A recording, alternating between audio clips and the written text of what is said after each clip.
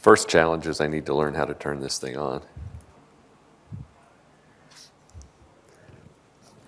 All right, so for the next hour or so, we want to talk about Windows Autopilot and really covering what we covered at Ignite and a few new things that we've added since then. How many of you watched the video from Ignite on what we did for Autopilot? So a few of you. So I've skipped over a lot of the stuff that was in there. I wanted to focus in on a certain set of areas. As we go through this, if there are any questions, stop me, interrupt me, whatever. There are a few things in here where we'll get into a little bit more detail on things that have changed since Ignite, some new things, and depending on how much time we have, we might get into some blogs in progress. So let's jump in and talk about first the steps in Windows Autopilot. The basic steps we always need to go through, so we need to register the devices for Windows Autopilot, assign a profile to each one of those devices, and then we're ready to deploy. The assignment or the registering of the devices generally is something that we want to do at the time the device is purchased. So when you're buying these devices from an OEM, reseller, distributor, or whoever, they should register the devices for you. If you're registering the devices in large numbers, you're not doing something right, because that's the work that someone else should be doing for you. We'll talk more about where all the different OEMs are in a moment. If you need to do this for evaluation and testing, then you can run a PowerShell script on a device once it's booted up into Windows 10 to grab the hardware hash so that you can register the device into the Autopilot service via Intune. Great for 1, 2, 20, maybe 50 machines, but once you get beyond that, it's a pain. So don't be doing this in mass. If you need to do this for large numbers of existing machines, we have other scenarios to handle that. One, we can have Intune register the devices if they're managed by Intune. Maybe they're Config Manager managed today. Config Manager can grab the hardware hashes. Maybe you want to make them co-managed with Config Manager and Intune. As soon as they're in Intune, we can have Intune automatically harvest the hash and register them. So there's ways to do it without having to resort to that PowerShell script. That said, obviously there are a lot of people kicking the tires and trying out the scenario using the PowerShell script initially for the devices that they're testing. We've had somewhere close to 500,000 downloads of that script. And when I put that script together originally, I was still in marketing, and the dev team looked at me like, why is this marketing guy writing PowerShell scripts? But it has been useful, but probably a little overused, since we're seeing 500,000 uses of it. Now, probably of those 500,000 uses, 1,000 of them are mine, because it's very easy to not carry around a copy of that script with you. You just boot up a new virtual machine, tell it to install the script, and it will automatically download it from the PowerShell gallery to the computer. So as you do that on each machine that you're doing, it ticks the count up by 1, so yeah, it can add up pretty quickly.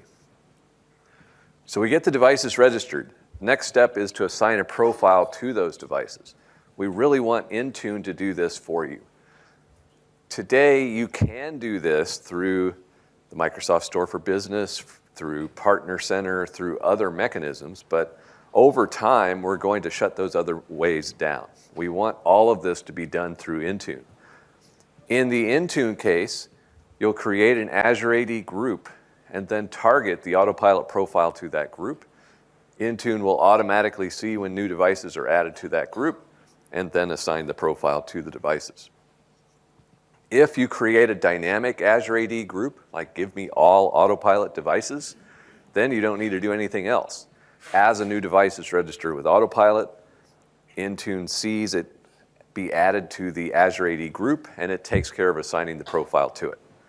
So it can be completely self-maintaining as long as you're assigning all the devices the same profile.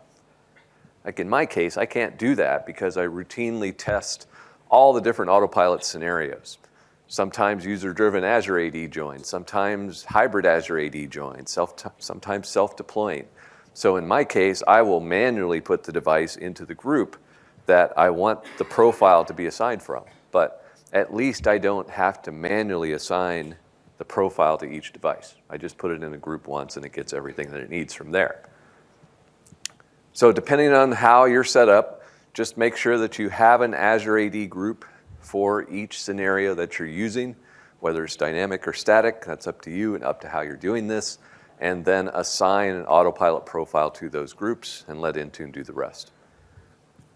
The functionality that we have in the Microsoft Store for Business today will let you assign a profile explicitly to an individual machine, but the support that we have in Store for Business doesn't let you do all of the autopilot scenarios, so it's kind of messy. We'll take that capability out at some point. You'll still be able to register devices, but over time we want to shift all of that functionality into Intune. So once you got the device registered, once you have a profile assigned, then you can deploy it. When you deploy the device, it boots up, it connects to a network, you start off the scenario. If it's a user-driven scenario, you're going to start off by typing in Azure AD credentials. If it's a self-deploying scenario, you're not going to do anything. You're just going to boot it up, connect it to a network, and off it goes. So that's the easy part. The first two parts, a little bit of administrative overhead to get those processes started. Since we talked about originally letting the OEMs register the devices for you, we've been working with the OEMs for a couple of years to get all this stuff in place. So pretty much all the major OEMs today will register devices for you. The challenge is only the largest customers, or Dell customers, since Dell does most of their sales direct, order from OEMs directly. They tend to order from resellers, distributors, and other parts of the channel. So we are slowly working our way down the channel and saying, all right, in this country, there are these resellers. We need to make sure those resellers can register devices. In this country, we've got a different set. So over time, we expect this list to get quite sizable as we add in all of the resellers into this mix. We've actually split this in the website already so that there's now one section for OEMs and another section for resellers, just because we know that that list is going to continue to grow as everyone gets set up to do this. If you happen to be a reseller and you want to do this, there's really only one requirement. You have to sign up as a cloud solution provider. Once you're a CSP, you can register devices on behalf of a customer. If the customer registers a device, they need the hardware hash for the device, which is why you don't really want to be doing this, because you have to run that script to grab the hash. But if you're a CSP partner or an OEM, to register a device, you need either the manufacturer model and serial number, we call that the tuple, basically 3 pieces of information, or you need the serial number and the PKID, the Windows product ID. Either of those are much easier to get than the full hardware hash. So OEMs have it easy, CSP partners have it easy, because we have a level of trust with those people, plus auditing and controls and other things to make sure that no one claims devices that aren't theirs. The customer case gets a little messier because there's nothing preventing me from building up a spreadsheet with 1,000 Dell serial numbers in it, which I could probably guess future Dell serial numbers by looking at a current device, and claim the next 1,000 machines coming out of their factory, which aren't going to come to me, they're going to go to someone else. We get a number of support cases already related to things like that, so we don't want to open it up more broadly for customers to start playing tug of war over machines. So you should only be able to register machines that you have physical possession of. To prove you have physical possession, you need to capture the hardware hash. So we purposely make it a little harder for customers than for partners. We see little gotchas too, like let's say you go to your reseller or to HP and you order a machine. You say to register that device with autopilot. You get the machine, you look at it and decide, nah, I don't want that one. I'm going to send it back to HP. So you return it to HP. HP is going to sell it to someone else. When that someone else gets the device, guess what? It's still registered to the autopilot tenant that the first customer was tied to. So we get a number of support cases on that as well. It's fairly easy to fix. You just open up a support case with Intune and say, hey, I have this device and it's registered to someone else. They will make you prove that you actually have physical possession of the device, typically by providing a receipt for the purchase of the device, potentially a picture of the device showing the serial number off of the device, but they'll make you prove that you physically have it, but as long as you physically have it, they'll remove it from the other customer's tenant so that you can add it to yours. So a lot of interesting twists going on behind the scenes with this. There's more going on too, just beyond the device registration. Registering a device obviously is the key activity, and pretty much everyone will do that. But there are other things that we want different providers in this channel to be able to do, like clean images. You don't want a whole bunch of extra bloatware on a device for a device that you're going to then layer your extra stuff on top of. Like if you're deploying McAfee, you really don't want a machine pre-installed with Symantec because an OEM decided to ship a trial version of Symantec on the device. You want a clean image. Lenovo and Surface do that by default. So as long as you're buying those, great. Dell, they'll sell you that. They have an option to give you a clean image on the device. The price varies, but I think their list price is like $30 per machine. HP, they have that as an option when you order the device. I think their price is now 1 penny per machine just because their ordering system doesn't support free. Okay, so they had to charge something for it, but it's a low-cost option to get a clean image on the machine. Now that's great if you're ordering from the OEM. If you're ordering from the reseller, it gets a little bit more complicated because you have to convince the reseller that they need to order the device from HP with a clean image on it and things like that. You may not want the latest version of Windows on the device either. If you're deploying Windows 10 1809, you may need to ask for 1809 instead of what they're shipping by default. They may ship, well, they are obligated to ship the latest Windows release on a device when that release, well, within 90 days of that release coming out. So Windows 10 1909 came out back in, what was it, October? The 90-day counter would start from that point. So starting probably in the January, February timeframe, all new devices manufactured by the OEM will ship with 1909 on it. Then we'll release 2004 and the process repeats itself. So if you're not ready for whatever happens to ship on that device, you can ask the OEM to ship a different version. Pretty much all of them can do that, and all of them are going to charge you for doing that because that's basically a custom imaging process. But still, they're maintaining that image. They're maintaining the drivers that go along with that image. They're doing the imaging work for you. And generally, there's not a significant cost associated with that. So let them do it rather than you do it. They'll also provide other options, like maybe you want to preload apps on the machine. You don't want to wait 15 minutes for Office to install. Have the OEM preload Office. It's all just a question of shifting the time and burden. Do you want the end user to sit there and wait for this stuff to happen? Do you want the OEM to preload it for you?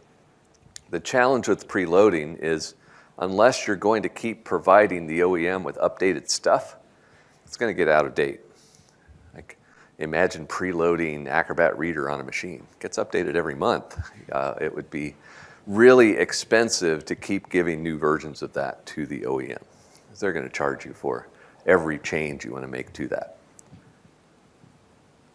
But the options are there. We're trying to shift OEMs away from this sort of thing to instead say, we want to leverage the autopilot process, but we want to shift the time to a technician doing this pre-provisioning of the device before the end user ever sees it.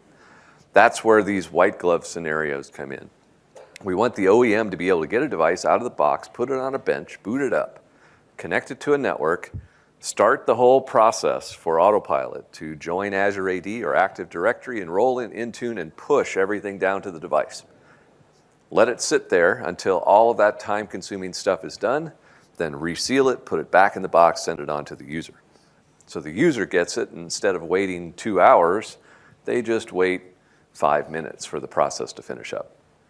There's obviously a cost associated with that because you're using their facility, their power, their Ethernet, their internet connection, their time, but we're hoping that that cost is reasonable compared to the cost that it would take you to do the same thing. Obviously, you can do this yourself too. You can get the devices out of the box, pre-provision them, put them back in the box, send them on to the end user. But you're probably deploying, I don't know, 50 machines a day, where the OEM is probably doing 5,000 machines a day. Just because of economies of scale, they should be able to do that more cheaply than you could do that. But that's up to you. We're indifferent. So we'll talk more about that later. But basically, those are the capabilities that we've seen offered by the OEMs. Some of the resellers can also do that, but talk to them, ask them what they can do as far as each of these areas, just to give you that right starting point. To help out the resellers, we've been requiring that the OEMs add a new barcode to their boxes, because I mentioned before, you can register devices with the manufacturer model serial number or the Windows PKID and the serial number. The PKID is nice and simple, but it wasn't available to the resellers because it wasn't on the box. So we've paid the OEMs to add another barcode to the box so they can scan that off of the box. They're not happy about it, but they'll do anything for money. So we just had to offer them some incentive. If you deploy devices that or sell devices that end up getting deployed using autopilot, we'll give you money, and in return, you'll put a barcode on all the devices you sell. That was the deal we worked out. So mutually beneficial for them to put this barcode on the device. Now, in a perfect world, you would never need something like that. There should be an electronic flow of information about these devices from the OEM to the distributor to the reseller, but that doesn't happen. It gets really messy in some scenarios. Like if you go to your reseller and say, I want 100 Lenovo laptops, they probably don't have 100 Lenovo laptops in stock. So they're going to reach out to someone else to order 100 Lenovo laptops. They might order them from 3 different places. Let's get a third of them from this distributor, a third from this distributor, a third from this distributor, and your order will be fulfilled. But they won't even see those devices. Odds are they're going to have those devices shipped directly from the distributors to you without them ever touching it. Drop ship. I mean, it's very common. So how the heck is a reseller going to register a device when they've never even seen the box? That's where it gets messy. Ideally, they have to get this information electronically from the distributor in order to register the devices on your behalf, or they had to delegate the process to the distributor to register the devices for you. But imagine that scenario. You need to give permission for anyone to register devices on your behalf. Imagine that reseller sent an order to 3 different places, and now you're getting emails from 3 companies you've never even heard of asking for permission to add devices to your tenant. Weird, but those are the types of challenges that we're trying to work through in this whole ecosystem to make it easier to register devices. In a lot of cases, it might end up being easier for you to get all the devices together in one place and take care of it yourself, or to use some type of service provider who may also happen to be a CSP to consolidate all the devices together as they're drop shipped to one location, just so that you can get all the devices registered. So this is kind of a fallback mechanism to solve some of the challenges in the channel. If we didn't have such a complicated environment that all of this happens in, this wouldn't be a big deal, but sadly we do. So we had to worry about these sorts of things. So it's not perfect, but we continue to work with all of the different channel partners to try to figure out how to make this better. In fact, I've got meetings later this week with a few of them here in London just to try to get everyone on the same page. Here's what the goal is. Here's how we think you should go about doing that, knowing that there's no perfect answer given the complexities that we talked about. All right, so let's talk about scenarios. We started off with Azure AD Join. And when we originally released Windows Autopilot with Azure AD Join, this was our view of the future. Everyone's going to go to Azure AD Join. Everyone's going to move to Autopilot. Well, of course, everyone then came back and said, well, we're not quite there, but we still like the idea of being able to do imageless deployments. So we want to use Autopilot, we just don't want to use Azure AD Join. So we added hybrid Azure AD Join support.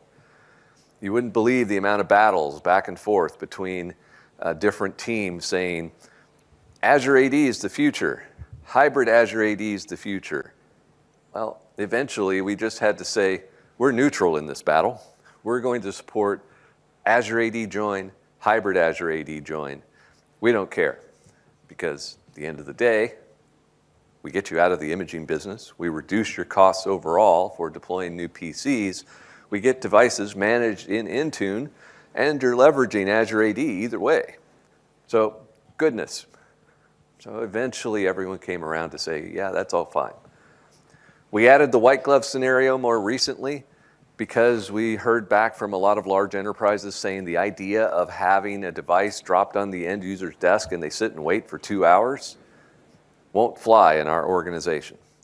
Or it won't work with some population of people in our organizations, like the CEO or the CEO secretary. They want a higher level of service. So we offer white glove to do that. We have self-deploying mode for kiosks, digital signs, and shared PCs. Where there is no user, you just want those devices to boot up, see what they're supposed to do, and deploy themselves. So we can support that. And then the last one is Autopilot for existing devices. That's more of a migration scenario where we want to go from, say, Windows 7 or 8.1, Active Directory Config Manager, all the way to Windows 10 with Azure AD or hybrid Azure AD and Intune managed, using a config manager task sequence to push that along the way. The biggest challenge we had with user-driven mode with hybrid Azure AD Join, you had to be on the corporate network to use it. Shipping a device to a user who's working from their house, can't do that. So we've been working on adding that support. We'll take a look at that in a moment. White glove is available. Self-deploying mode is available. They're still currently shown as preview, which in our case, preview means fully supported, just not necessarily up to the quality levels that we were looking for. In this case, both of these are linked together. White glove behind the scenes uses self-deploying mode. So what's the problem with self-deploying mode? Well, TPM attestation. We need a device to join your environment without credentials. In order to do that, we need a secure mechanism to validate this machine isn't an imposter. So we use the TPM on the device to generate a cert that can be provided to Azure AD to say, I am really this machine. Azure AD will look at that, compare it against the registered device details, and then say yes or no. If Azure AD says yes, it'll then give the machine a device token, which it can use to join Azure AD and enroll in Intune. So it's the security mechanism that's behind self-deploying mode. We leverage that same thing for white glove to be able to join the device to Azure AD or enroll the device in Intune, join it to Active Directory. All of those operations are tied to that self-deploying user token obtained through TPM attestation. TPM attestation with brand new PCs coming off the factory line today works reasonably well. TPM attestation for the typical PC that you pull out of your cabinet and use for testing, not so good. So that's where things get messy. Customers call and say, well, we're having all kinds of TPM attestation issues affecting these two scenarios. Yes, we're working on trying to get rid of those issues. In some cases, they can be caused by bad drivers, by bad firmware, by bad TPM chips on the machine. But as we move farther down the path, we get better at doing that process, and the OEMs and providers of the TPMs, firmwares, and drivers that go along with that also get better. So when we're happy with the success rate on TPM attestation, we'll remove the preview tag from both of those. But at the rate we're going, we're figuring that's probably another 6 months or so before we have the data to prove that TPM attestation overall is working well.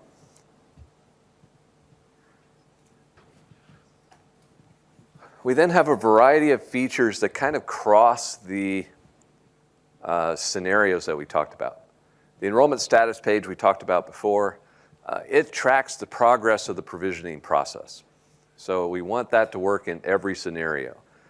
We've had scenarios where it works, but not quite as well as what we would like. So we've been adding additional logic in there.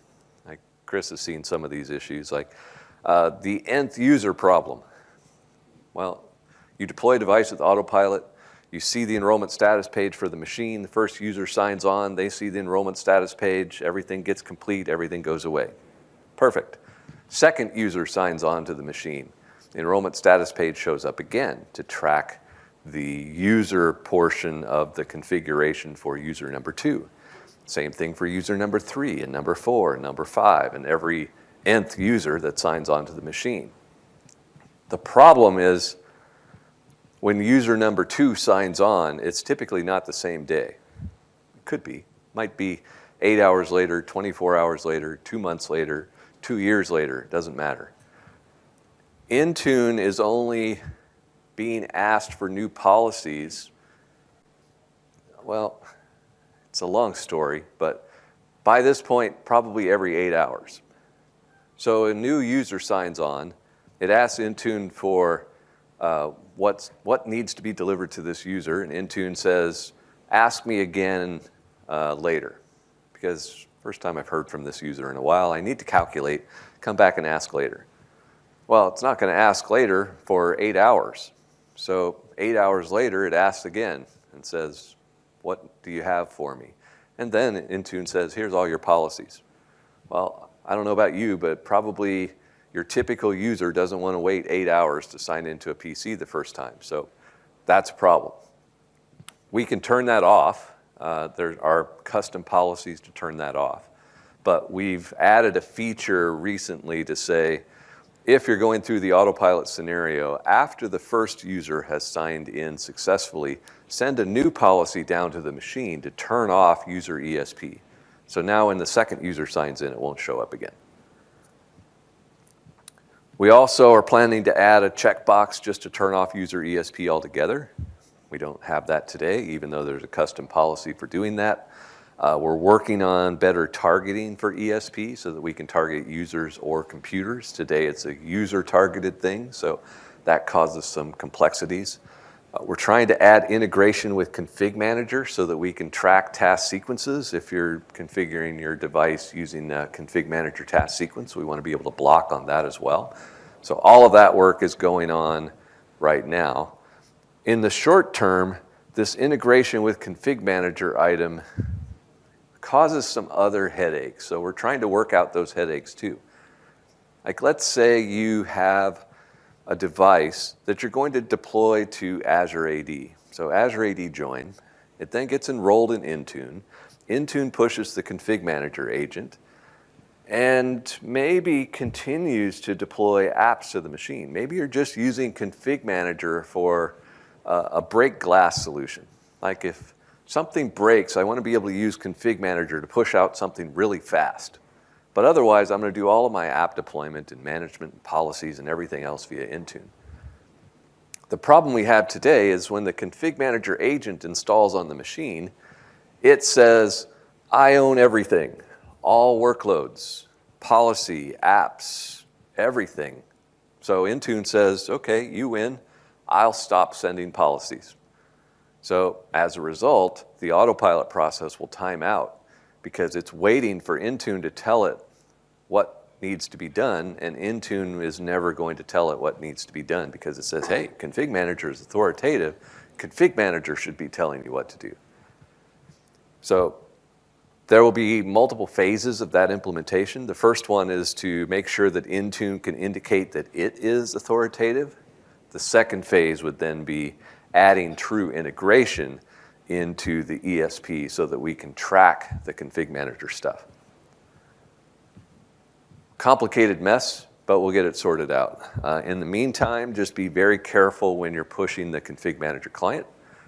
And as Chris would point out, also be careful if you're co-managing machines because the ESP can kick in for this nth user problem on co-managed machines as well. If anybody experiences that and they want a hack-around fix for it, we have one that you can implement as part of your tasking. So in other words, if you're still bare metal and you're going through this migration process towards autopilot and you're co-managed, there's a chance that if you bare metal the machine and the user logs on for the first time, the ESP suddenly appears for them and it will totally lock them out as well. It has to time out totally. So whatever your timeout policy is, so if you've got a 2-hour timeout on the ESP, the user will be sat there with the ESP appearing on their machine for 2 hours. So anybody that wants to hack around what we've got, and I will say it is a hack around. All right? So it's not an elegant solution, but it will prevent that from appearing on people's systems. You could allow them to continue. Yeah, you can. That is one way of doing it. Continue anyway. Yeah, it's surprisingly messy because we thought, hey, initially, let's just push out a custom OMA URI policy to turn off user ESP. Well, Intune won't push it out because config manager owns the workload. So you're kind of stuck. You don't have a good way to push that out. So yeah, we do have a scripted workaround. Now, our devs say that we also have coded a fix for that, and it doesn't work. So that's what I've been arguing with them about for the last couple of weeks because they say if it's a co-managed enrollment, we should automatically push a policy to the machine to say, turn off user ESP. Really turn off ESP altogether because it's a non-autopilot scenario. The problem is that's not working. We think that it's kind of an order of operations thing. It's saying, is this co-managed? Does config manager own the workload? If the answer is no, bail out before it gets to the logic that says, is this a co-managed enrollment? Then send this policy to turn this off. So they'll get that one figured out eventually. I know there's registry keys that only get created when it becomes fully co-managed as well, and that's where we've had the issue. We've had to basically detect via the event logs when that event happens and then change the registry keys.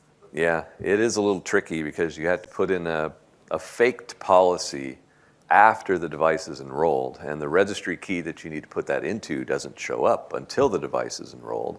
The device won't enroll until after it's completed the hybrid Azure AD join process and then the co-managed Intune enrollment. So it is surprisingly messy, but we will eventually get that fixed. We reshuffled all the feature ownership, and as a result, now I own this feature. Like, yay. Great. All right. Well, we're also working on device management to try to improve the performance overall of importing devices. It's too slow to add devices into Intune.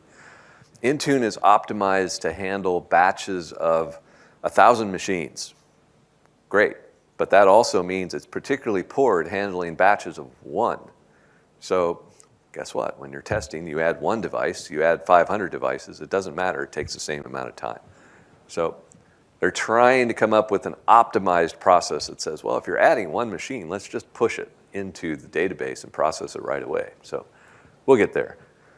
We do have the ability now to edit group tags. Group tags are basically something that the OEM or reseller can put on an autopilot device when they register it for you. Before, you had no way of changing those, so it was basically set it at the beginning or don't set it at all. Now you can go in, edit them, remove them, those sorts of things.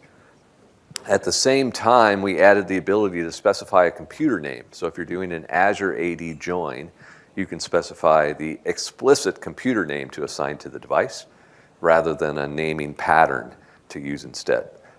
Doesn't support hybrid Azure AD join yet, we still have work to do to merge the naming mechanisms for Azure AD Join and hybrid Azure AD Join. Computer naming is really messy, so we will probably end up taking another 6 to 12 months before we get computer naming the way we want it to be, but we've been working on these to try to help with that process. Question on that, editing the group tags. Is there some sort of delay in that actually happening? Because sometimes we find you can go in there, edit the group tag, and nothing changes. And then all of a sudden, and you'll keep trying it, and then all of a sudden it'll go through 2 or 3 changes in one go. Not that I've seen. We'll talk about it tomorrow. The odd behavior that I have seen with that is you edit the group tag, it changes it in the autopilot service, and then has to sync it back into Intune. So you won't see the change right away until that sync is completed. Even when I've run a sync, sometimes it doesn't even change it. Not rapidly, but we chat offline about that. Yeah, it's probably just a delay with the sync, but Yeah, I think it is, but we're able to do it. When you actually sync the autopilot devices, there is some computer. Yeah. It's the same But thing, isn't it? once It's the same process. yeah, basically for whatever reason, Intune, as it's making changes to an autopilot device, always writes them to autopilot and then syncs them back, rather than at the same time that it changes the autopilot service, change it in Intune as well. Not quite sure why they do it that way. I guess they want to make sure that this operation is successful before it changes it locally, but yeah, it does mean that it's delayed. We're also working on a deployment report. I think I've got a picture in here later, but similar to what Chris had talked about before, but at least initially we want to focus more on kind of the per machine view of the world. So for each machine deployed using autopilot, it started at this time, it finished at this time, it was successful or failed, and then you can drill in from there and look at the details inside of Intune. It's not quite yet to the level of detail that Chris was looking at, but that is our long-term goal. We have a considerable amount of effort on our roadmap to put monitoring, reporting, troubleshooting, all of that built into the client, and then to be able to provide that information to the Intune service as well, so that we can get much more detailed reports out of it. Same with log collection. A lot of times today we'll say, something went wrong with autopilot. How do I troubleshoot? Well, first run mdm diagnostic tool -area autopilot -cab :/autopilot.cab. Got that memorized. But you take the resulting cab and then open it up to see all of the event logs and registry entries and log files and everything else that we pulled together in one place. Great for support people, horrible for normal IT people because it's not very friendly. Somewhere in these 37 files is the information you need to figure out what went wrong. So we want to make it easy to collect those cab files, but my normal complaint on that one is having an easier mechanism to collect garbage logs isn't particularly valid, that we need better logs in the first place. So we do have work slated to improve the logging overall. Our goal is one event log with all the details, one set of status tracking information, and a way to see it client side. So imagine you're in the enrollment status page, you want to see what's going on. Press a button, we'll show you an advanced view that says, here's everything that we're currently waiting on. That's the goal, that'll take a while. We've also been working on making Windows 10 easier to configure. That includes firmware configuration. We announced that we can configure Surface firmware. So turn off ports, lock the BIOS configuration so users can't go in and change it, all types of different configuration options on that. The real challenge is getting other OEMs to do the same thing because they've all built their own solutions for doing firmware management. We look at them and say, well, they're not terribly secure because generally they're all based on a password, and the password is then configured the same on every device in your organization. I'm sure you've probably seen that. How many of you know your organization's firmware password? That's a problem. Because if you know that password, you could probably brick every PC in the organization. Now, you'd have to physically touch every machine in the organization or push out a script that used the vendor tools to do that, but that's a challenge. We wanted a system that would be driven by Intune, but leveraging a security mechanism that not even Intune has the keys to the kingdom. Intune needs to talk to someone else to get permission to configure the firmware settings on the device. We want to make it easier to remove inbox apps. We want to make it easier to deploy language packs, turn on Windows features. We built the CSPs into the operating system to do this via Intune, and then never built the UIs for Intune to do that stuff. So it's an easy one. We should just build the UI so that you can do that. If you don't like the inbox apps, you should just be able to go into Intune and check the ones you don't want, and it'll remove them. You can do it today, but there are hacky mechanisms that you had to go through to pull that off, or you had to push out a PowerShell script or something like that. PowerShell scripts are great, but checkboxes are better. We want to get it easy to configure Windows 10. We've been working with the delivery optimization team for a couple of years already to make sure that as we're downloading all this content from the cloud, if you have an Intune managed device doing deployment from the cloud, we need to be able to pull all of that content once, not 1,000 times if you're deploying 1,000 devices. So we built in DO support for Windows updates, Windows Store apps, Intune, Win32 apps. We're working on Office. Office has supported updates for a long time, but not the initial Office installs. That's in preview. We've been working with other types of content as well. The one holdout that we have is Config Manager, which is interesting. So Config Manager has added the ability to enable a Config Manager DP as a delivery optimization connected cache. So basically a server role that enables the server to cache all the content so that a client that can't find another peer to grab it from will grab it from that server before they go out to the internet themselves and download it. So it's kind of a self-populating distribution point. Great. Except, imagine the scenario where you're deploying using Config Manager over the internet, using Autopilot, maybe hybrid Azure AD join, once we get that enabled over VPN. So great. We get the device, we join it over the internet, we enroll it in Intune. Intune pushes the Config Manager agent. The Config Manager agent starts to run a task sequence to configure the device.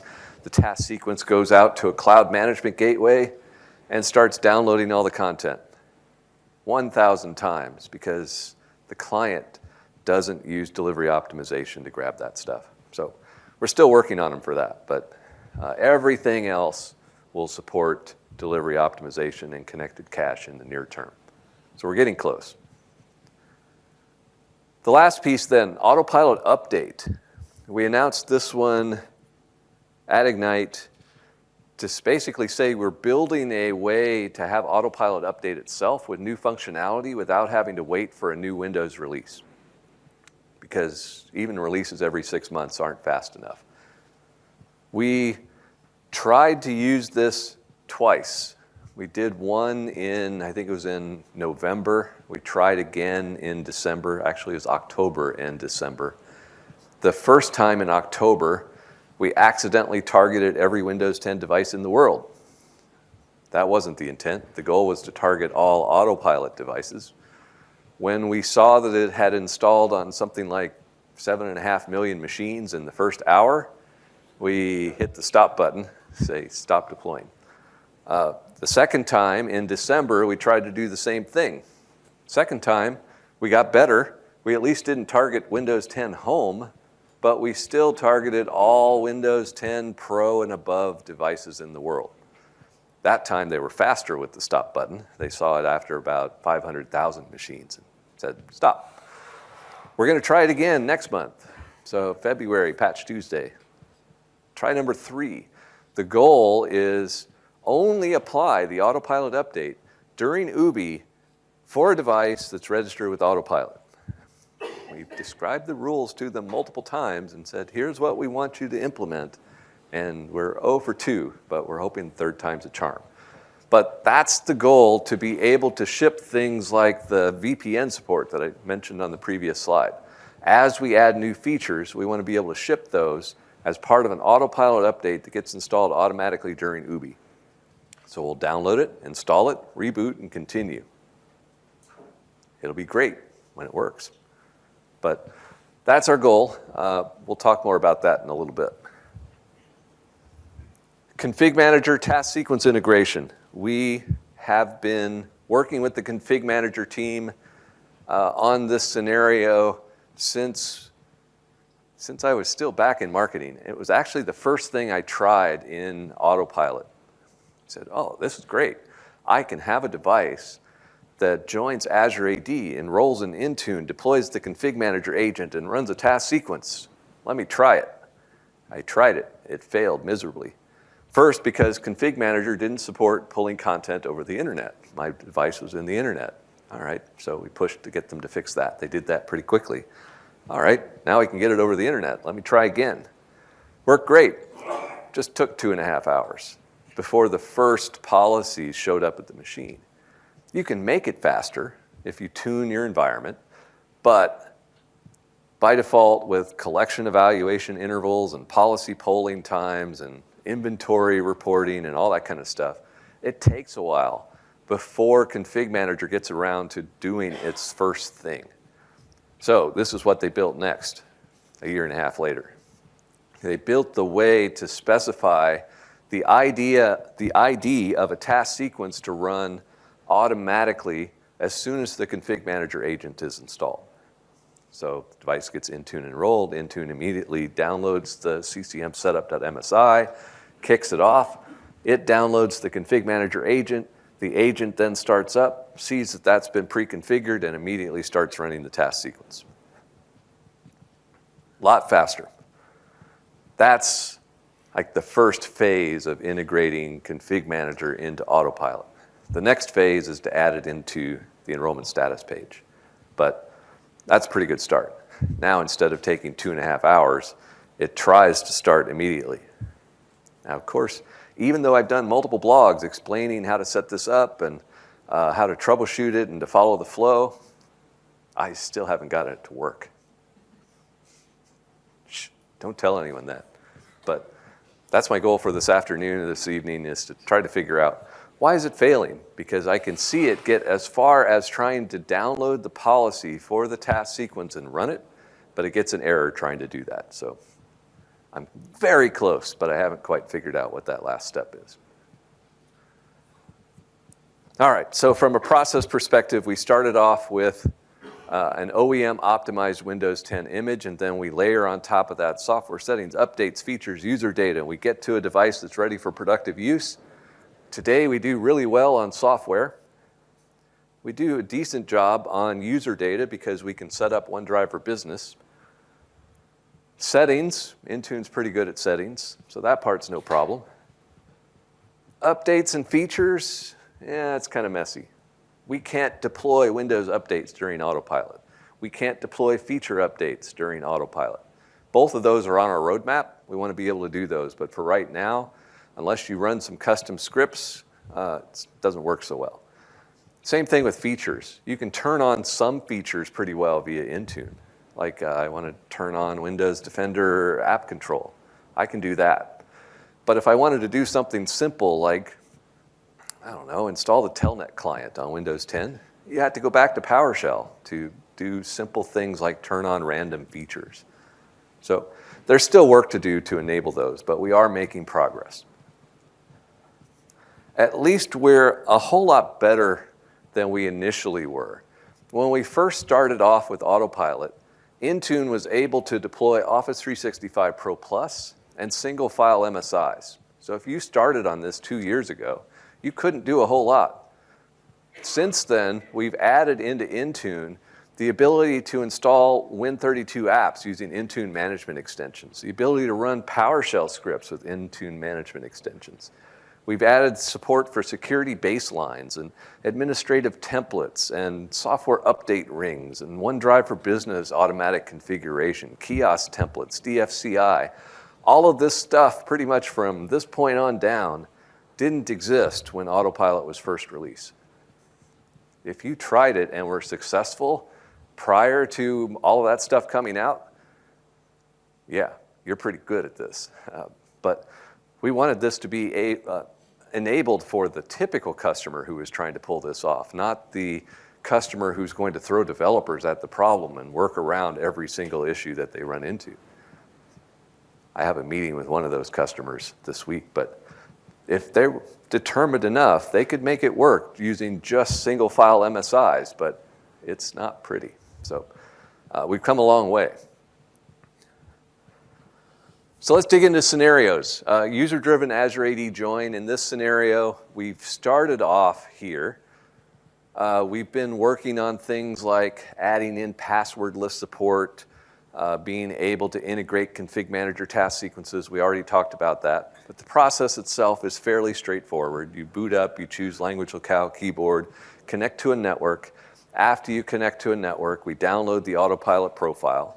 The profile had a naming template in it, so we apply the new computer name, reboot the computer, and afterwards then track the progress of the configuration using the enrollment status page. At the end of the device configuration part, we sign on as the user and continue the configuration until the user config is done and then let them at the desktop. In this case, using phone sign-in because we don't even want to have to type in a password. We could use any type of authentication, except for right now, you can't do FIDO2 yet because you can't join Azure AD using a FIDO2 key, but that'll come soon enough. So we track the progress. The apps come down one at a time, installed using Intune management extensions. Eventually, the configuration of the device is complete, and we sign on as the user.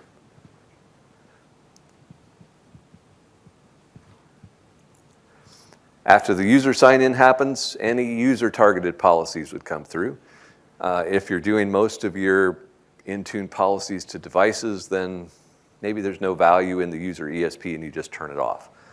If you are doing user-driven policies and you want to block on those, you can do that as well. The most common thing that we see user-targeted are certs. You can do device-targeted certs and user-targeted certs. You may want to block in user ESP waiting for those user certificates. In my case, I'm not deploying any user certs, but we do get a few policy settings through. Then we're to the desktop.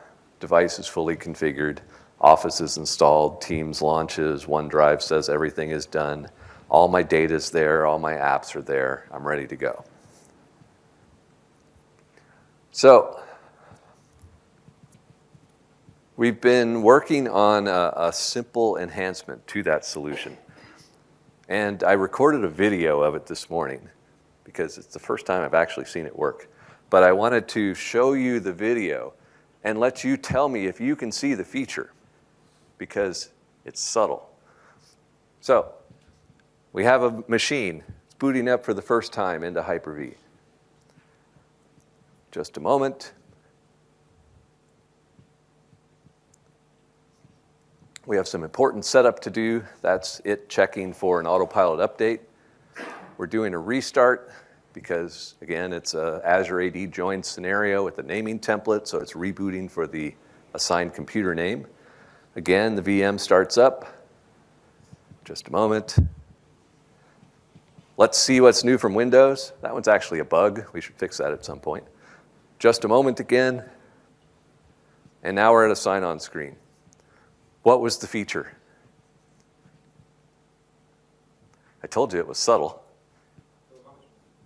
No, it wasn't co-management. That's actually my welcome text that I put in Azure AD. This is a co-managed environment, but selecting the language. We added into the autopilot profile into all the autopilot profile types to let you specify the language locale and keyboard so you don't have to enter them as the device is starting up.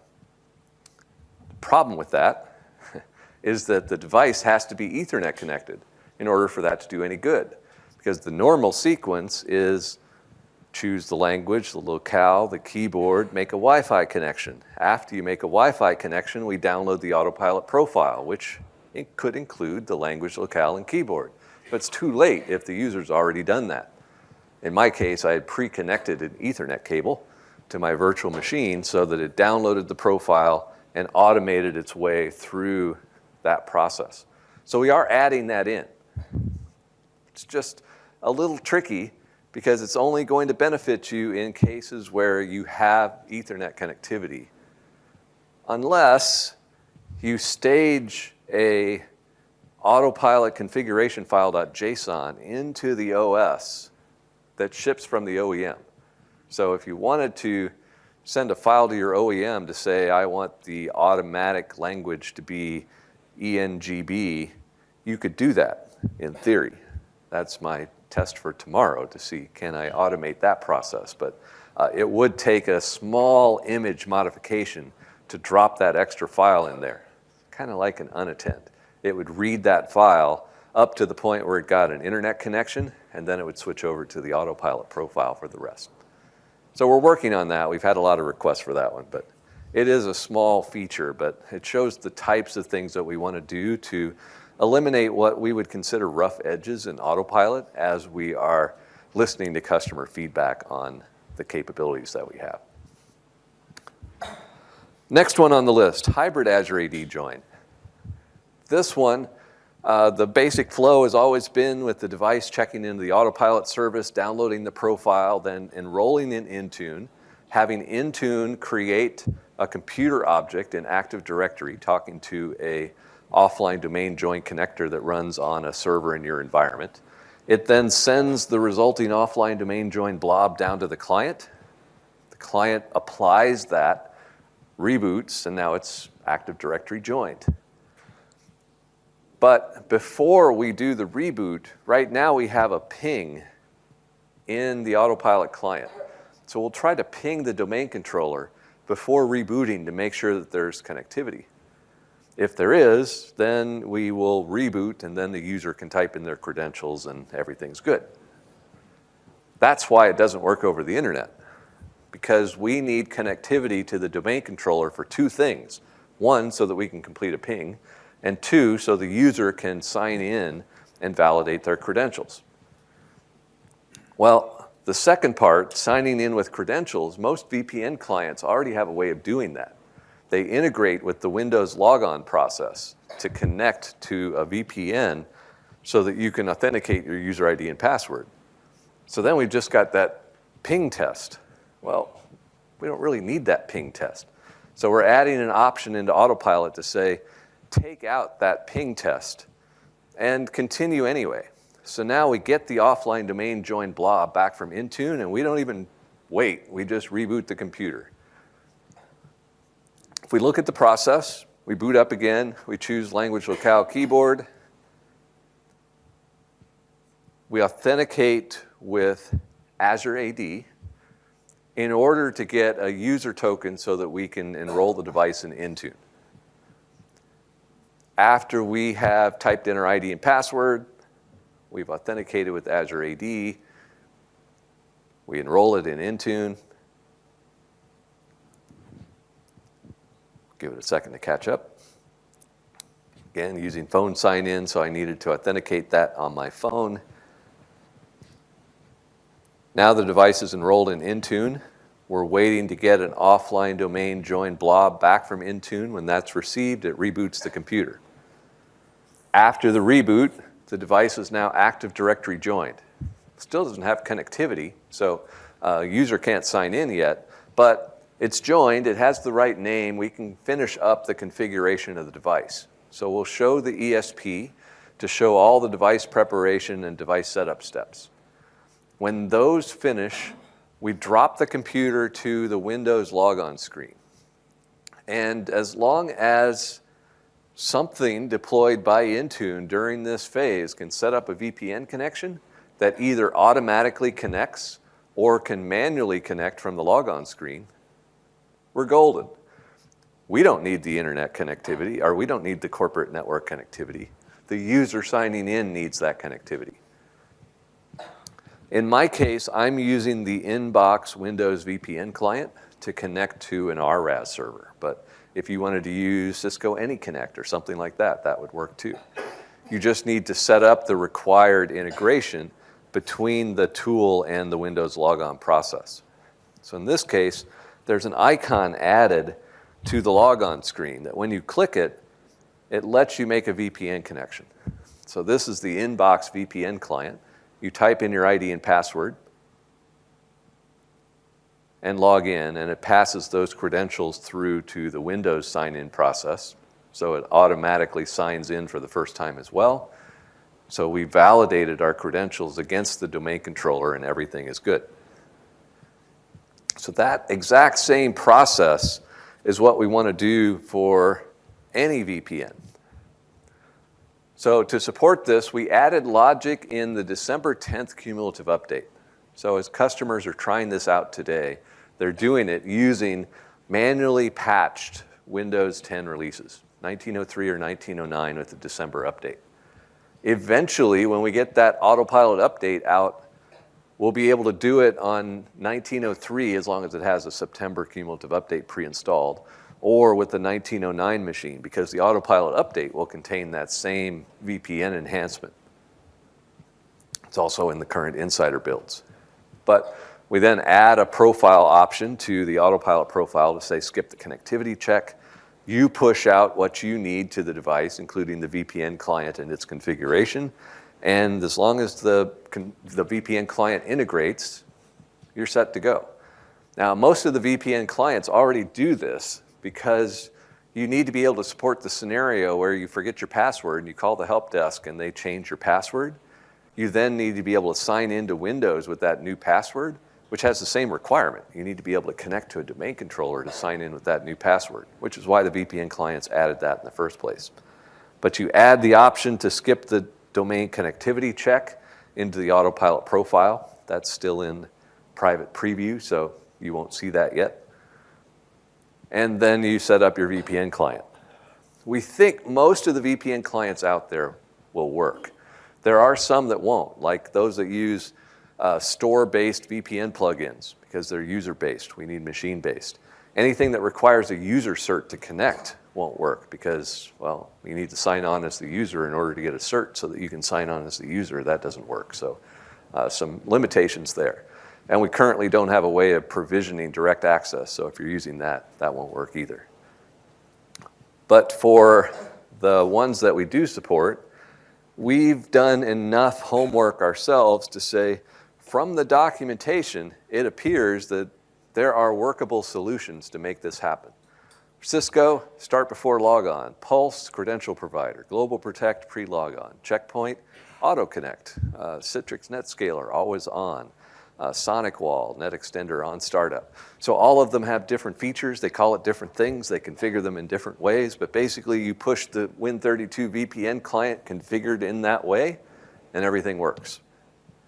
If you wanted to use RAS, well, you can push out a one-line PowerShell script to create a VPN connection per machine to tell it what to connect to, and that works fine as well.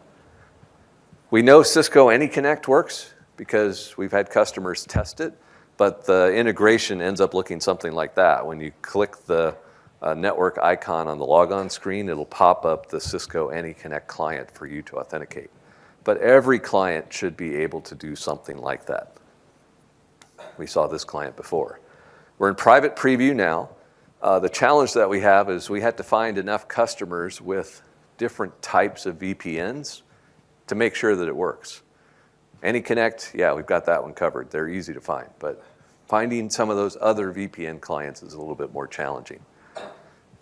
Sometime probably in March, we expect to go to a public preview and open up that new option for anyone.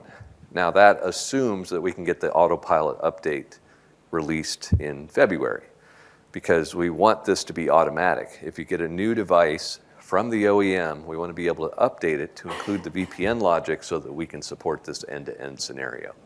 Because manually installing updates on a machine to support the scenario is not very user-friendly.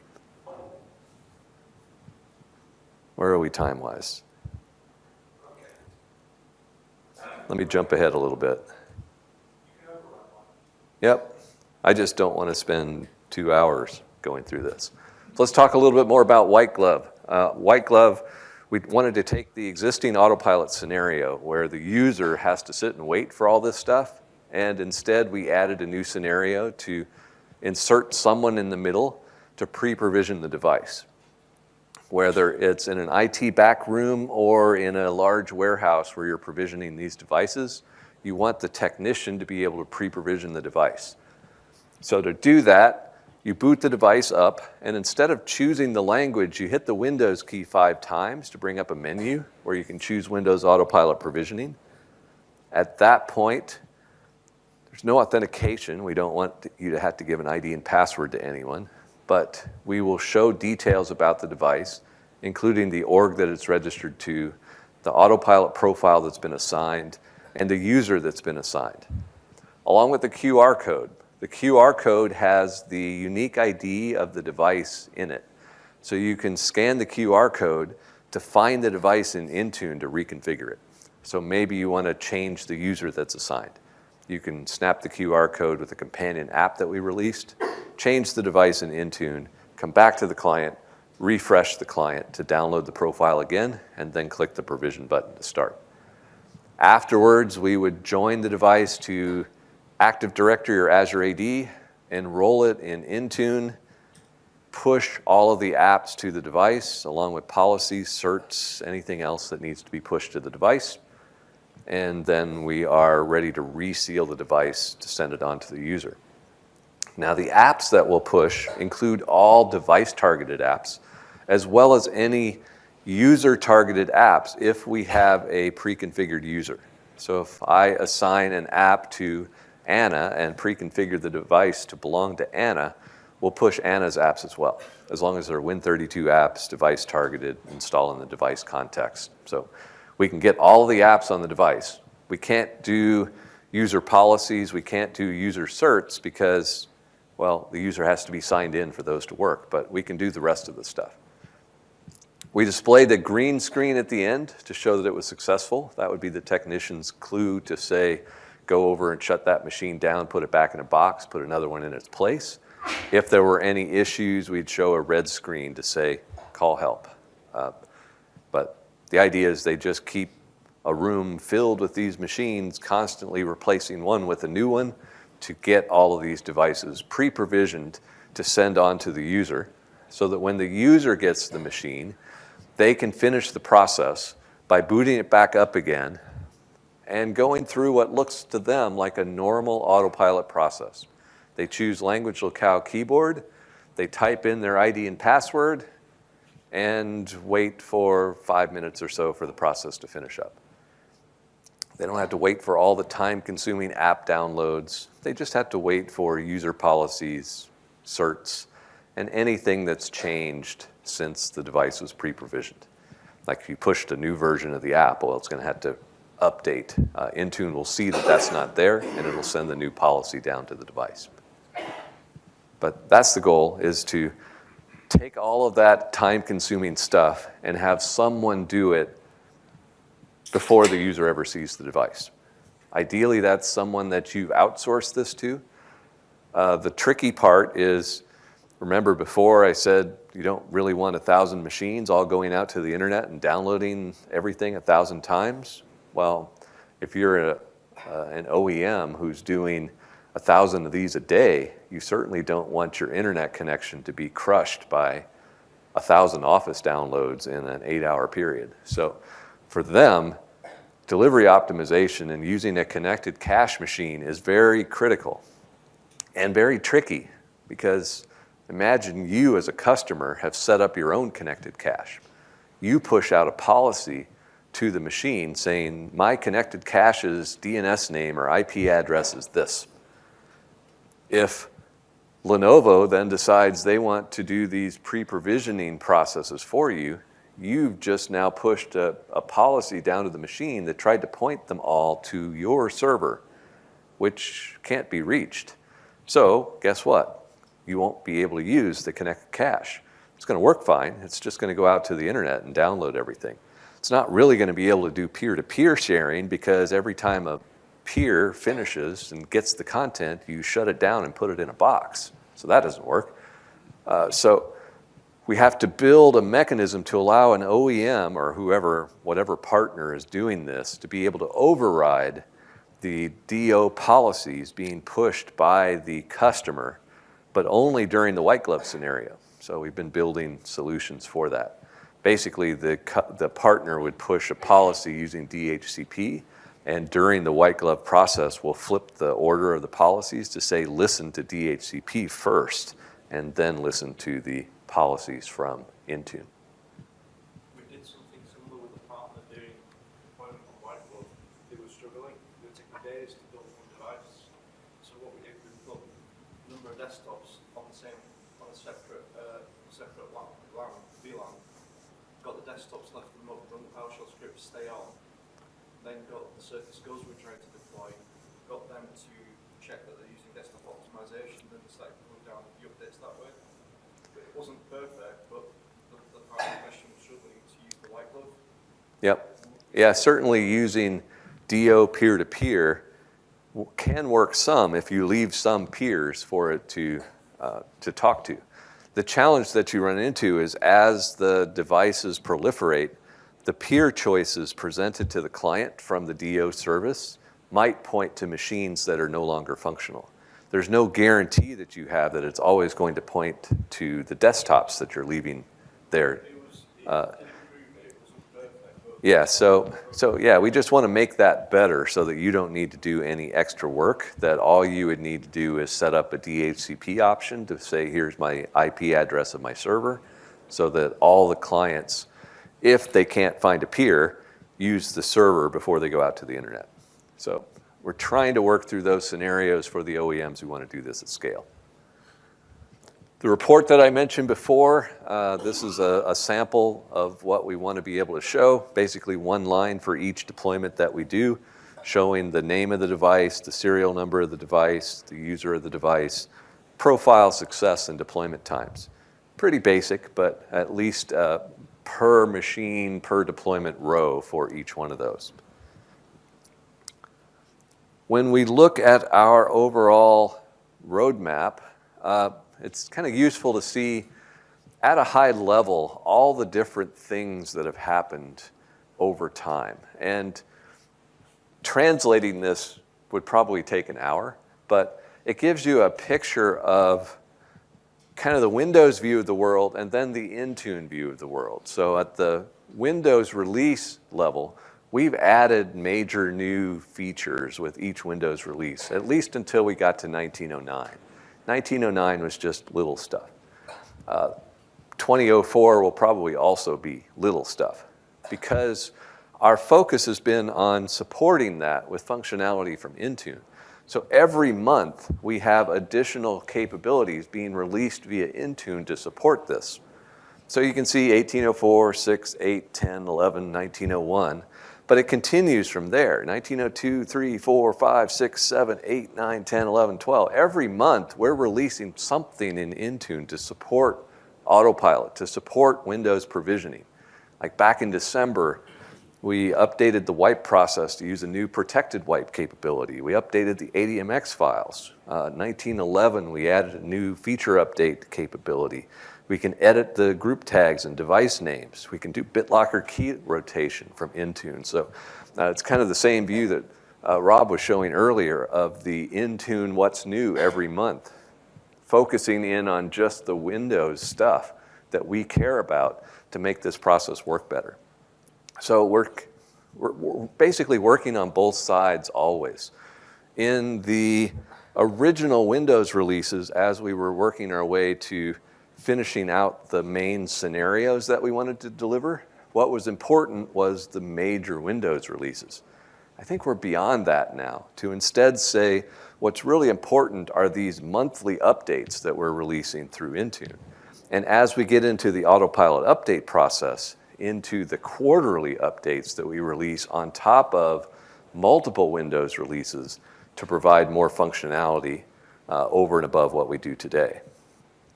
If we look at our top 10 list of things that we expect to deliver within the next 6 to 12 months, we've gone through just about all of these as we've gone through. VPN support, we talked about that one. Config manager integration, we talked about that. Group tag editing, direct computer name assignment, the deployment report, aligned naming options.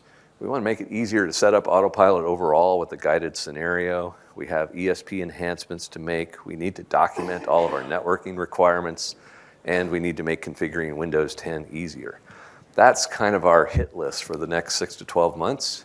And then we get into some more lengthy processes as we start to look at what do we need to do to make autopilot good. I mean, today we say it's fair, but it has a whole bunch of rough edges, so we need to get rid of those. Like, let's make troubleshooting and logging better. How do we migrate apps and settings from old computers to new computers? How do we make this whole process faster? Because we can deploy an Azure AD join machine in 20 minutes, but why does a hybrid Azure AD deployment tend to take 45? So we have to go through every piece of that and see what we can do to make it faster. We need to make it easier to configure Windows 10 preferences. We do pretty good with policies, but if you just wanted to push out a default wallpaper and not mandate that wallpaper, how do you do that? Today, you'd have to use PowerShell scripts and push out something like that. So we can improve that. We need to make it better ways of managing the device lifecycle, especially when it comes to disposing and reselling devices. Lease returns scare us. Imagine you have a device for 3 years, you return it to your leasing company, they sell it off to someone else, and now that someone else has 1,000 devices that were previously registered to your autopilot tenant, oh, that's ugly.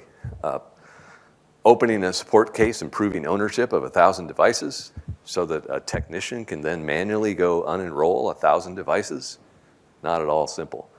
We've also started to run into other scenarios related to that around acquisitions and divestitures.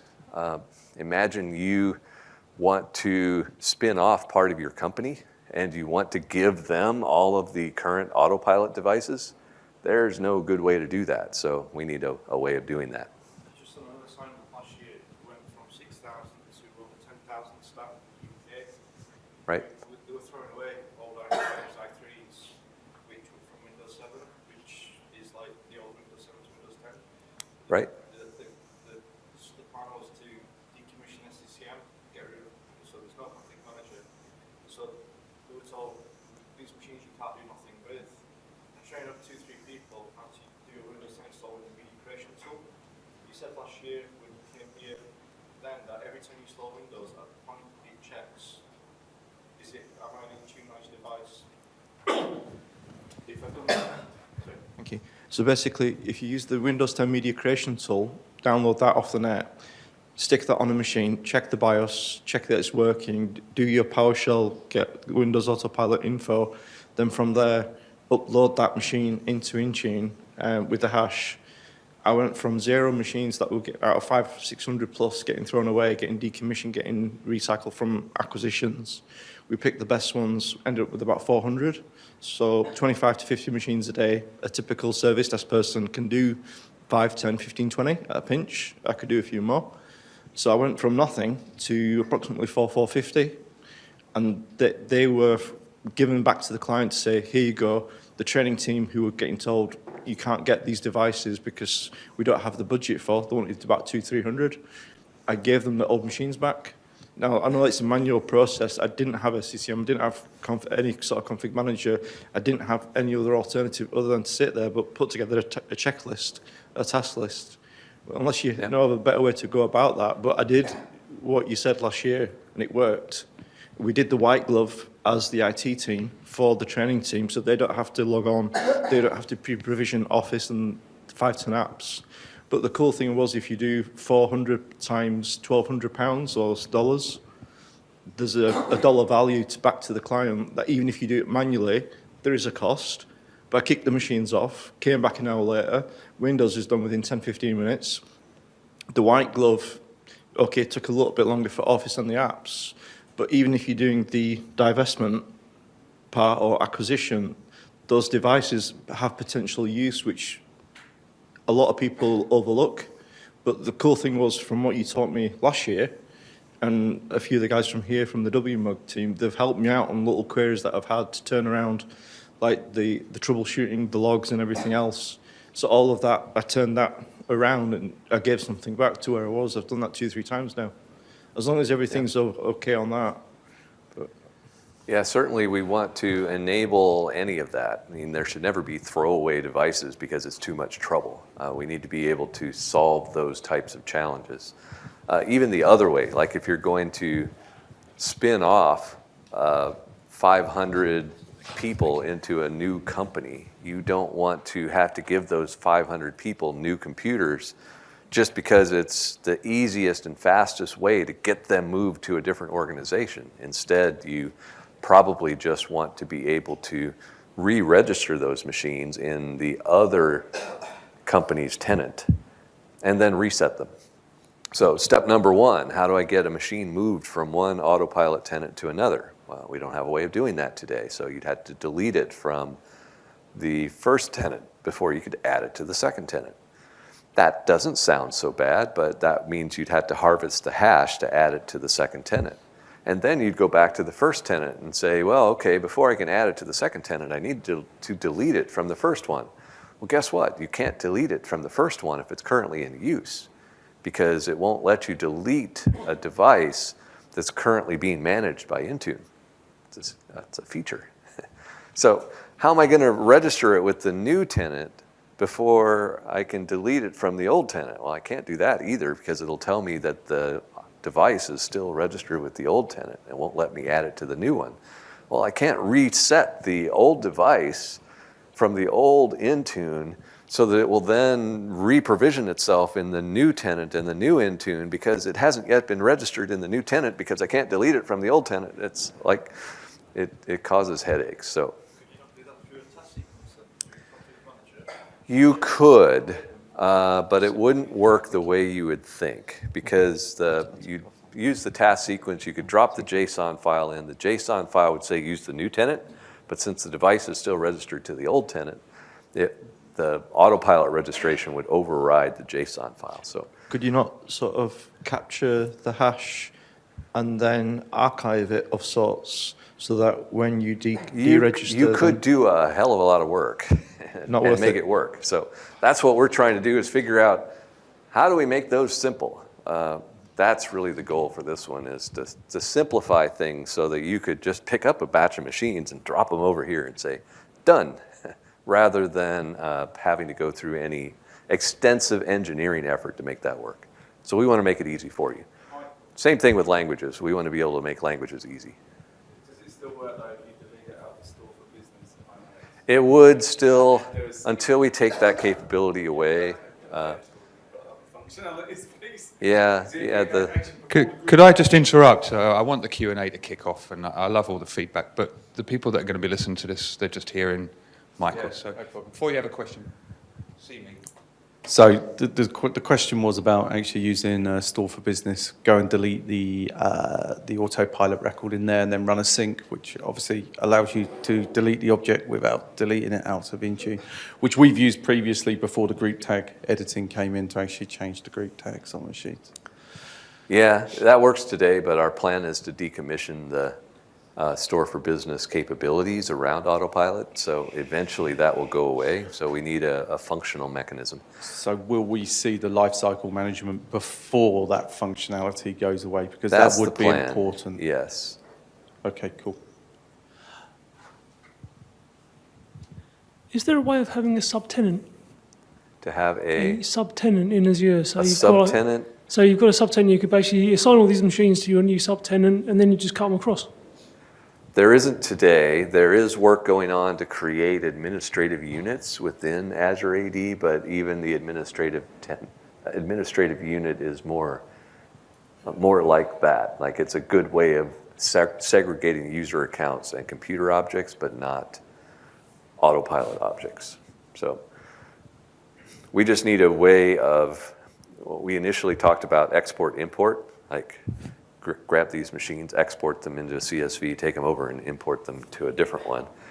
We've talked ourselves out of that and said, well, we really just need a transfer. So you could select a batch of devices in Intune and hit a button and transfer them to another tenant. So that they would still be managed by the original tenant, but they would be in a state where they could be pre-configured in the new tenant, so that when you're ready, you could go into the old tenant, click the reset button, the computer would reset and rebuild itself into the new tenant. That's the goal, but that's a workflow that we haven't quite figured out. Pretty much everything that's on that list is in the 12 to 24 month range, so it'll take us a while to figure some of those out. I think a lot of these scenarios revolve around access to both tenants. So if you're the lucky recipient of 1,000 machines, you will need to have some communique with the previous tenant to do the handshaking. But I was just thinking, and it's not a regular scenario, but bankruptcy where a whole swathe of equipment goes into an auction, it's purchased and it's brought into another company. It's going to be 100% disconnect and no chance to go back to the old we've kind of tenant. looked at it from a donor and recipient perspective. If you're the donor, you will specify where it should be donated to, which could be another organization. We can't think of any reason why the recipient should be able to approve or reject that, unless you're just trying to be a pest. I mean, like I could go into my tenant and donate a machine to his tenant just to annoy him, because it could be a VM that I've already blown away and it doesn't actually exist, and now he's going to look at his numbers and figure out where the heck did this new machine come from? So you could do weird things like that, but we're trying to work through all of those scenarios to figure out what would happen if we did this weird stuff. That would also have our security department screaming at us. How did these appear in our tenants? Freeloaders. Yeah. Freeloaders. Getting a free service. I just accept Just it. join them to your company. Any other So that's what I questions? wanted to go through. Any other questions around autopilot? My legs are not long enough. Just a moment, I did say. Well, no one will be able to hear it. A bit like Sigourney Weaver. Yeah, your top 6 priorities, did I hear you say 12 to 24 months? Or going to get a rough feel on that probably. timeline? I mean, like if we look at this first item, troubleshooting and logging improvements, we're talking about things that need to happen at a large scale inside of the Windows client. And the Windows 10 2004 release that comes out in April is already done. We're currently working on the version of Windows that will ship in first half of the year 2021. So that's our next Windows release, where the in-between time is kind of like the Windows 10, 1909 release, where it's more minor release, released as a cumulative update. So we don't have a release vehicle for big changes like that. And we're not convinced that we could backport it and release it through an autopilot update because of the extent of the change that we would be making. So that's why we're pretty much on that 12 months plus cycle. We're also, just from a capacity perspective, not sure that we can get through that full list with our team size. So that's where 12 becomes 24. Okay. Thank you. There are some items here that there are more items than are on this list, because there are other things going on, like we need to add support for government clouds because we have customers that want government cloud support.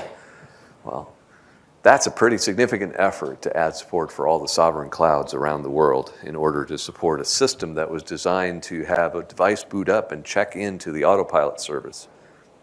Well, now instead of having one autopilot service, we're going to have 5 autopilot services. How the heck does the device find the right service? So we have a lot of work going on to try to provide solutions to those government cloud scenarios.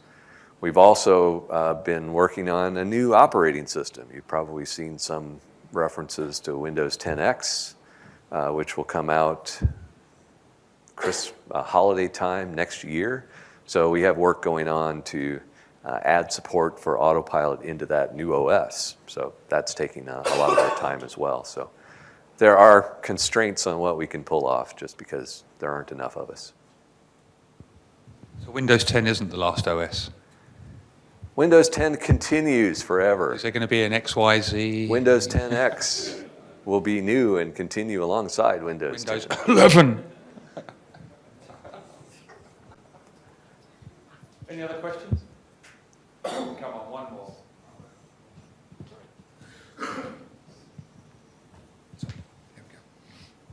Hi. Did I hear you suggest a moment ago that you are looking at an RBAC model for Intune, which will allow machines to be segmented similarly to the collections in Config Manager? Because that's a pain point for us, because our opcos want access, but you can't have people in different opcos managing machines in the other opcos, if that makes sense?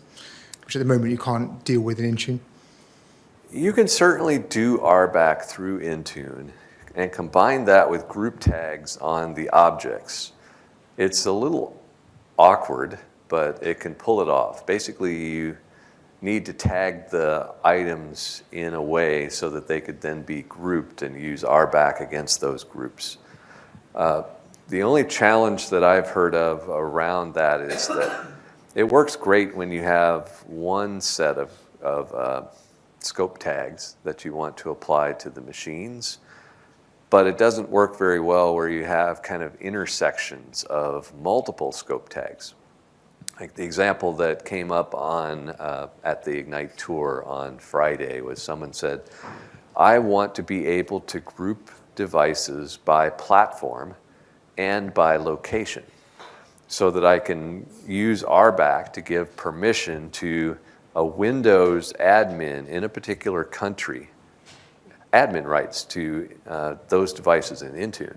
Yeah, I think that's and us. he can do all Windows devices or all UK devices, but you can't say all Windows devices in the UK without starting to build scope tags that say Windows UK, where you kind of build the scope tags yourself. So you start to get into some challenges like that, but we've been slowly working on trying to build up those models, especially for more complex organizations, multinational corporations, especially, as well as partner-driven scenarios where you have a partner who wants to have multi-tenanted solutions. So there is work going on, but I think it'll take a little while to get to the level where you might want it.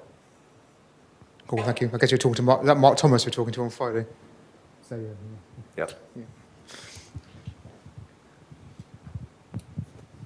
Great.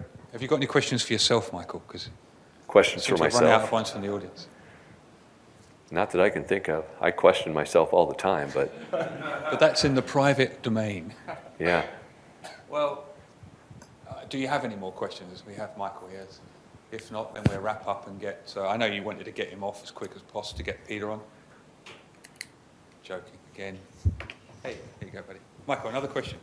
Thank you. God, I hate microphones. I've got a scenario, actually.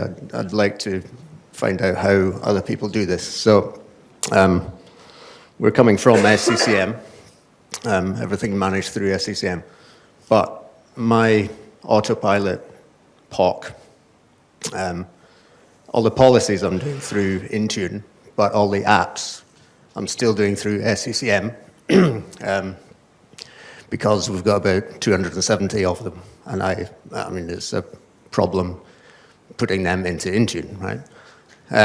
270 sounds easy. I think the worst number I heard was like 8,000. It's like, how the heck are you going to move 8,000 apps? But well, it's only me doing this, so I don't fancy that. I'd like to front load as many apps as possible during autopilot, and take away as many apps from SCCM as possible. But then you're splitting the app deployment between SCCM and Intune. And the Intune apps can only be deployed through the autopilot, during autopilot, because then after the SCCM client comes on, it just speaks to SCCM for the apps, right? Right. What do people do in that scenario? Because I'm bloody lost, frankly. Welcome to my nightmare. We have kind of a multi-layer problem there, where there are realistic scenarios where you want to be able to do that, including our own Microsoft Managed Desktop Service, where they will manage a certain set of apps from Intune, and then the customer will manage all the rest of the apps from Config Manager, working together. So co-managed, truly, but one of them working entirely in Intune, one working in Config Manager. The problem that we have today is that as soon as the Config Manager agent installs, it takes ownership of all the workloads. Maybe not forever, but until it can do the policy calculations and download the real slider settings for co-management to say which workloads go where. That causes a scenario that we call a flip-flop, because initially Intune owns all of the workloads. Then the Config Manager agent installs and it grabs all of the workloads. And then the policies come down where Config Manager will hand some of them back to Intune. But in that time, Intune may have said, I'm not going to provide anything, which causes autopilot to time out and ESP errors and things like that. So it is problematic. We're working on the first piece of that, hopefully within the next couple of months, to be able to say in Intune that Intune should should be the authoritative source for all the policies, so that you could say, even when the Config Manager agent installs, Intune should continue to be the master. Now, the second piece then is, well, doesn't that mean Config Manager will look at that and say, well, if Intune's the master, then Config Manager's not going to deploy any software? You would think that that's how that app slider works in Config Manager, but actually, apparently, that app slider doesn't do anything. So you can move that app slider from Config Manager to Intune, and Config Manager will still deploy apps. So that part works out okay. Longer term, there may be something that needs to be fixed with that. But our goal is to be able to support a scenario where Intune owns the workload, and you could force it via a custom policy defined in Intune, so that Intune holds on to ownership and then can continue delivering apps. And Config Manager could deliver apps as well. So if I understand you correctly, and possibly I don't, if you have the slider at Config Manager, then the client won't take any apps from Intune, but only from Config. The way it sits today, yes. If you put the slider to Config Manager, Intune won't send any apps. Yeah, which is why I'm seeing pending If all over you the place. move the slider to Intune, there will be a period of time where Intune won't send any apps, but it'll be temporary. So Intune will send apps during, say, device UBI, during device ESP, during autopilot deployment. Then the Config Manager client installs, and for a period of probably an hour or so, it won't send anything. And then it will get the co-managed configuration from the Config Manager site server, and the Intune agent will wake up again and say, oh, hey, I'm okay, and I can send stuff again. So it's weird. But if it's set that to weirdness Intune, that then we want to get rid of. if it's set to Intune, the slider, then it'll take apps from both. Is that what you're saying?